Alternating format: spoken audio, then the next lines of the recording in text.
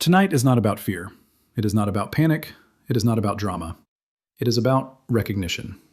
There are moments in markets when noise dominates. And then there are moments when structure reveals itself. Cold, mechanical, indifferent. Those moments do not announce themselves with headlines. They do not send warnings. They simply unfold. And by the time most people understand what is happening, the damage is already done. This is about one of those moments. There is a specific signal that can appear at the reopening of futures trading after the weekend pause. It does not appear often. Most weeks, nothing extraordinary happens. Most Sunday night opens are uneventful, thin, mildly volatile, and forgotten by Monday morning.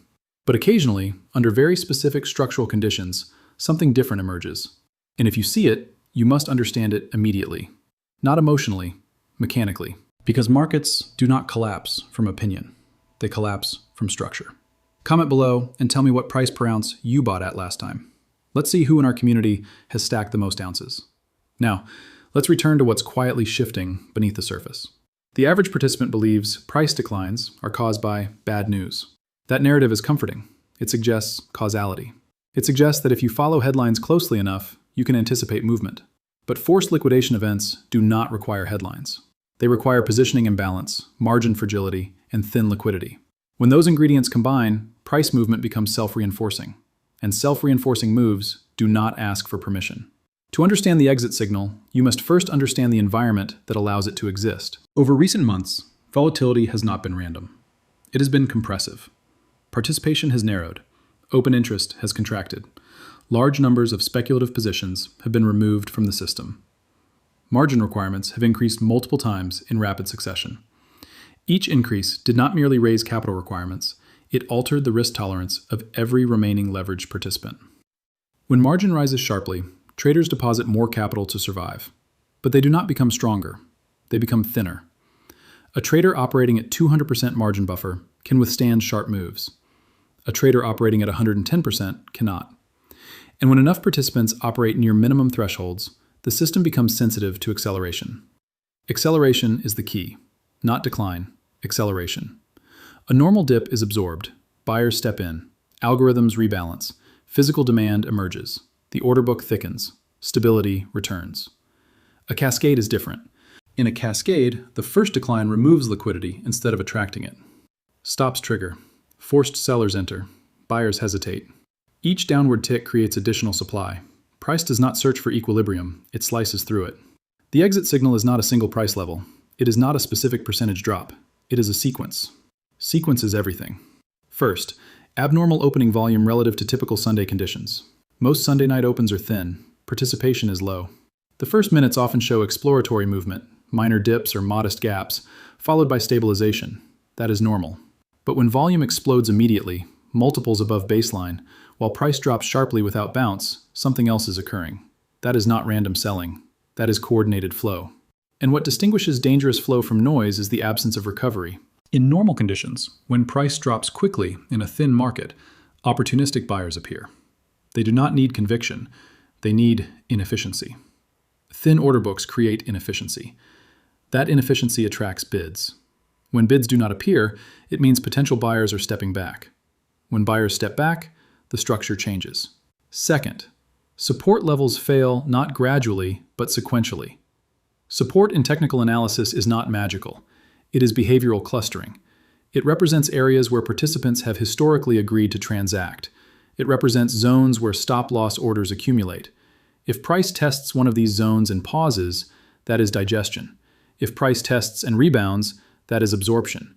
But if price cuts through one support, accelerates directly into the next, and pauses for seconds rather than minutes, that is not digestion. That is detonation. Stops trigger market sell orders. Market sell orders consume bids. When bids are thin, price gaps lower. Lower prices trigger more stops. More stops generate more sells. Each cluster feeds the next. This is not theory, it is arithmetic. Third, after the initial stop cascade, there is often a brief lull, and that lull deceives people. They interpret it as stabilization. They believe the worst is over. They assume buyers have returned. But during that lull, something else is processing. Margin calculations. Futures positions are marked to market continuously. When equity falls below maintenance thresholds, brokers do not negotiate. They liquidate. Automated liquidation systems activate. And those systems do not care about price quality. They send market orders.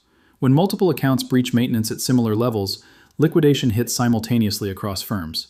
That is the acceleration phase.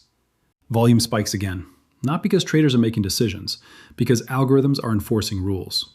The combination of these three components, abnormal opening volume without recovery, rapid sequential support failure, and margin-driven secondary acceleration, creates the signal. When they appear together within the first phase of reopening, historical behavior shows continuation. Why? Because the structural conditions that allow the cascade to begin are not resolved quickly. Thin participation means fewer natural buyers. Elevated margin means less cushion. Delivery cycle transitions introduce uncertainty. Options expiration removes hedging support. Each factor reduces the system's ability to absorb forced selling. Think of the market as a bridge. When traffic is normal and the bridge is reinforced, stress distributes evenly. When the bridge is under maintenance, cables are removed, and weight limits are lowered, a sudden load can create resonance. Resonance is not about a single heavy truck. It is about vibration aligning with structural weakness. In markets, resonance occurs when selling aligns with fragility. Most participants believe strength means price rising. In reality, strength means the ability to absorb decline. And when the ability to absorb is reduced, the same magnitude of selling creates larger movement. This is why preparation matters. Because during a cascade, cognition narrows. The human nervous system is not designed for rapid financial threat response. When screens turn red and numbers update quickly, the amygdala activates. Heart rate increases. Decision-making shifts from analytical to reactive. Without a written plan, reaction replaces strategy. Some will freeze, some will panic sell at extremes. Some will double down impulsively. None of those behaviors are structural responses. Preparation converts chaos into sequence recognition. If the open shows modest volume and mild volatility, nothing is required. If the open gaps higher, that invalidates the cascade entirely. But if you see A, sharp drop exceeding normal Sunday behavior, volume far exceeding baseline, no meaningful bounce, sequential slicing through visible support, followed by secondary acceleration, then you are not witnessing noise. You are witnessing mechanical liquidation. And mechanical liquidation does not reverse quickly because it is not sentiment-driven. It is rule-driven. The objective is not to abandon conviction. It is to survive the event. Long-term fundamentals do not disappear because of short-term cascades. Physical inventories do not vanish overnight. Structural deficits do not resolve in 45 minutes. But accounts can. There is a difference between being correct and being solvent. Survival requires position sizing appropriate to volatility. If leverage exists, margin buffer must exceed plausible adverse movement. If concentration risk is high, exposure must be evaluated relative to portfolio stability. If stops are used, they must be placed intentionally, not emotionally, during acceleration. The exit signal is not about selling because of fear. It is about reducing exposure because of structure. When structure changes, tactics adjust. Imagine a pilot encountering turbulence. The destination remains the same. The aircraft remains the same. But altitude adjustments are made to avoid stress on the frame. That is not abandoning the flight plan.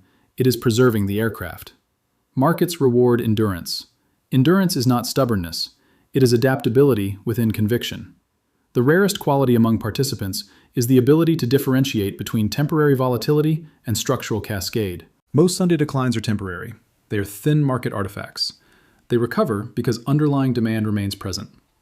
The cascade does not recover immediately because the decline itself creates new sellers, and that feedback loop must exhaust before stabilization. Understanding probability is essential. The pattern is uncommon. Most weeks will not produce it. Preparation does not imply expectation. It implies discipline. When forest conditions are dry, firefighters do not assume a wildfire will ignite, but they prepare equipment. When margin is elevated and liquidity thin, traders should not assume collapse, but they should understand fragility. Fragility does not guarantee breakage. It increases sensitivity. There is another dimension often ignored: time. The first hour after reopening is critical because liquidity is lowest relative to potential order flow. Movement during that window carries disproportionate informational value. If significant selling cannot be absorbed during thin conditions, absorption becomes even harder during broader participation because forced sellers are already active. Early weakness sets tone. Tone influences positioning. Positioning influences continuation. This is why the first sequence matters more than mid-session volatility. You are not looking for a red candle. You are looking for pattern alignment. You are not reacting to a number. You are evaluating structure. If structure remains intact, no action is necessary. If structure fractures, response must be immediate. Delays during cascades compound damage. A decline of 1% feels manageable, 3% feels uncomfortable, 7% feels catastrophic. But the difference between 1 and 7 during liquidation is often minutes. Speed is what shocks participants, and speed is what triggers poor decisions. By identifying the components in advance, speed becomes signal instead of surprise. There is calm in recognition. When others experience confusion, you observe sequence. When others experience panic, you execute plan. And if nothing happens, if the open is stable, if bids appear, if support holds, then preparation simply expires unused. Unused preparation is not wasted effort. It is insurance. Markets do not reward hope. They reward risk management aligned with structure. The exit signal is not a prophecy. It is a contingency. If you see it, act according to your plan. If you do not see it, continue according to your thesis. But do not confuse conviction with rigidity. Rigidity breaks under stress. Adaptability preserves capital. And preserved capital preserves opportunity. This is about staying in the game long enough for long-term dynamics to resolve. Short-term cascades test participants not because they invalidate fundamentals, but because they exploit fragility. Remove fragility, and cascades become survivable. Ignore fragility, and cascades become catastrophic. So tonight, observe, measure, compare volume to baseline, watch reaction at levels, note acceleration phases. Do not guess, do not assume, do not react to the first tick, wait for the sequence. If the sequence forms, execute without hesitation. If it does not, stand down. The exit signal is clarity in chaos, and clarity in markets is rare. Prepare before the open, because once it begins, the window for calm decision-making closes quickly.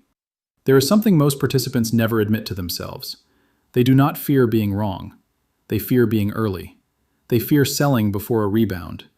They fear reducing exposure before a rally. They fear looking foolish more than they fear structural loss. And that fear is precisely what liquidation events exploit. Because cascades do not feel obvious at the beginning. They feel ambiguous. The first drop can always be rationalized. The second can be dismissed as volatility. The third is where denial becomes expensive. This is why the signal must be recognized as a sequence rather than a single moment. The danger is not the first red print. The danger is the confirmation that absorption has failed. Markets communicate through behavior. When healthy, they display elasticity. Price stretches and snaps back. Buyers step forward, sellers retreat. Movement breathes. When unhealthy, elasticity disappears. Price stretches and does not return. That is the first warning. If the opening minutes show a decline that exceeds ordinary Sunday fluctuation, and there is no measurable attempt to reclaim even a fraction of that move, the absence of demand is more important than the presence of supply. Supply always exists. What matters is whether demand counters it. The second warning is tempo. In stable conditions, support levels act like speed bumps. Even when they break, price hesitates. There is friction. There is negotiation. In a cascade, price does not negotiate. It transits. It touches a level and immediately accelerates to the next. That acceleration is not emotional. It is structural. Stop orders become market orders. Market orders become fuel. And here is the psychological trap. Many traders see acceleration and assume climax. They assume that sharpness equals exhaustion. But during forced liquidation, sharpness equals ignition. Exhaustion comes only after leverage has been purged. This is the part few understand. Liquidation is not about opinion changing. It is about accounts crossing thresholds. An account near maintenance margin does not have discretion. Once breached, liquidation is automatic. The participant may believe in the long-term thesis. It does not matter. The broker enforces the rule. When enough accounts share similar leverage profiles, they fail together. Clusters form not only at price levels, but at equity levels. And when those equity clusters are breached, selling synchronizes. Synchronization is what creates the third phase of the exit signal. After the initial drop and the stop cascade, there is often a deceptive pause. Volume contracts briefly. Price stabilizes momentarily. Optimism flickers. This is where many decide the worst is over. But if, after that pause, a second surge of volume enters and price slices decisively through the next major level, that is the margin acceleration phase. That second surge is not discretionary trading. It is enforcement. It represents systems activating across clearing firms, not traders making choices. And once enforcement begins, continuation becomes statistically dominant until the forced supply exhausts itself. The question then becomes, what do? You do not argue with enforcement. You do not post motivational quotes about conviction while your equity erodes. You reduce exposure to a level that cannot threaten survival. Survival is underrated in speculative markets. Participants obsess over maximizing upside. Few obsess over ensuring endurance. But endurance compounds. Liquidation resets. If leverage is present, the decision is straightforward. Reduce to a size that can withstand further volatility without triggering forced action. If exposure is unleveraged but oversized relative to portfolio balance, consider partial reduction to maintain psychological clarity. Because here's another truth rarely discussed. Even if you cannot be margin called, extreme volatility degrades decision quality. When positions dominate mental bandwidth, objectivity disappears. Reducing size restores perspective. This is not about abandoning long-term belief. It is about navigating short-term mechanics. Long-term structural dynamics, inventory trends, production deficits, geopolitical supply constraints, physical demand flows, do not resolve in a single session. But leverage positioning can resolve violently in minutes. Understand the difference between thesis and timing. Thesis is slow, timing is fast. The exit signal exists in the timing layer. If the signal does not appear, no action is required. If price opens normally, volume remains contained, and support behaves with friction rather than collapse, then the environment remains stable. Most weeks will fall into that category. In those cases, the greatest mistake would have been overreaction. That is why discipline matters more than prediction. Prediction is ego. Discipline is structure. You are not predicting collapse. You are preparing for the possibility of a specific mechanical sequence. And if that sequence never forms, your restraint becomes your edge. Now consider the broader context. Markets at this stage are not dominated purely by fundamentals. They are dominated by positioning. Open interest contraction means fewer participants. Fewer participants mean thinner books. Thinner books mean greater sensitivity to order flow. Elevated margin requirements compress risk tolerance. Participants operate closer to thresholds. Threshold proximity increases the probability of synchronized liquidation during volatility. Option cycles temporarily suppress movement. After expiration, that suppression lifts. When hedging flows unwind, structural support dissipates. Delivery calendar transitions introduce uncertainty.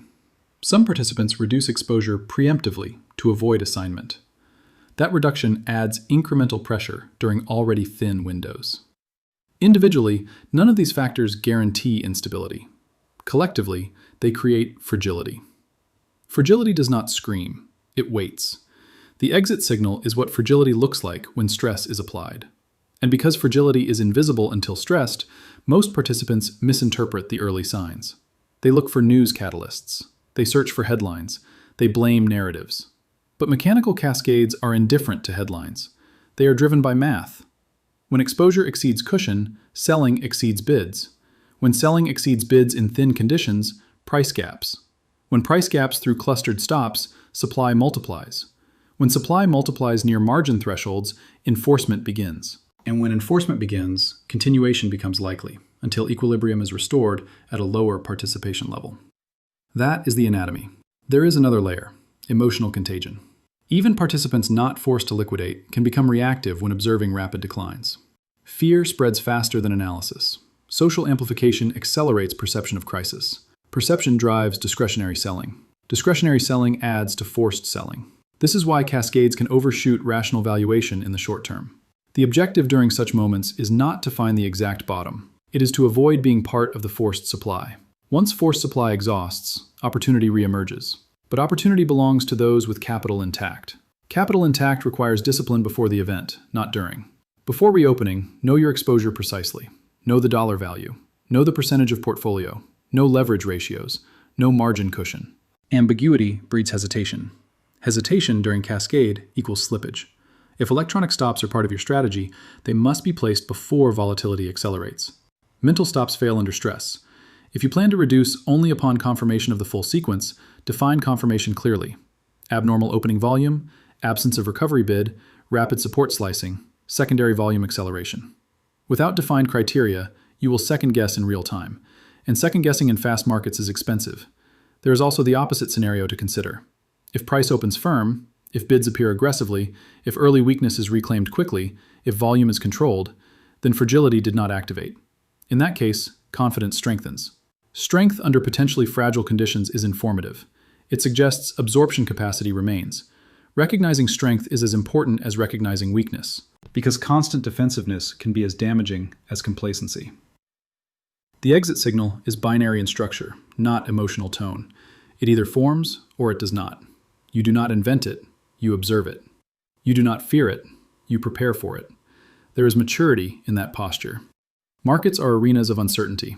Certainty is illusion. Preparedness is power. The greatest financial damage rarely comes from being wrong about direction. It comes from being unprepared for volatility. Volatility is not the enemy. Unmanaged volatility is. When leverage meets acceleration in thin liquidity, unmanaged volatility becomes destruction. Remove leverage fragility, and volatility becomes survivable fluctuation. The purpose of this message is not to instill anxiety. It is to remove surprise. Surprise is what converts manageable movement into catastrophic reaction. If you witness the sequence tonight, you will not be shocked. You will recognize. Recognition replaces panic with procedure. Procedure preserves capital. And capital preserved means optionality preserved. Optionality is freedom. Freedom to re-enter. Freedom to accumulate. Freedom to deploy strategically after forced sellers are exhausted. Those who survive cascades often thrive afterward because they act from strength rather than desperation. But survival is the prerequisite. Do not underestimate the speed at which markets can reprice under enforcement. Do not overestimate your ability to improvise under stress. Write the plan, define the criteria, set the orders, test the platform, confirm the balances, then observe calmly. If nothing happens, close the screen knowing you were prepared. If something does happen, act according to structure, not emotion. Because markets reward those who respect mechanics more than those who worship narratives. And mechanics, when activated, do not negotiate. The exit signal is not a prophecy of collapse. It is a test of discipline. If the sequence appears, act decisively to protect your capital. If it does not, remain steady and let your long-term thesis unfold. Survival is the foundation of every successful strategy. In volatile markets, preparation is strength, clarity is advantage, and discipline is the difference between being forced out and choosing your next move on your own terms.